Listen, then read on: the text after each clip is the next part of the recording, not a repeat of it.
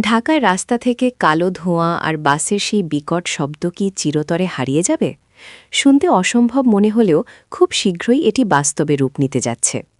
ঢাকা উত্তর city corporation বা DNCC ২০২৬ সালের মধ্যে শহরের সব পাবলিক বাসকে শতভাগ ইলেকট্রিক বাসে রূপান্তরের একটি বড় ঘোষণা গিয়েছে।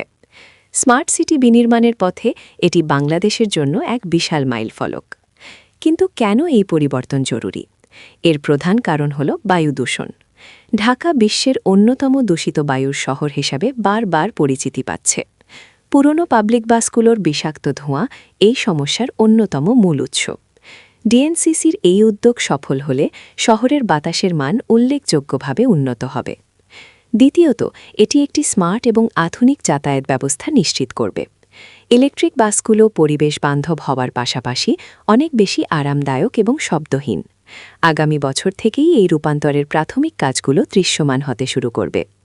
ডিএনসিসি মনে করছে ২০২৬ সালের মধ্যে এই লক্ষ্য পূরণ হলে ঢাকা হবে এশিয়ার অন্যতম আধুনিক এবং পরিবেশ বান্ধব শহর।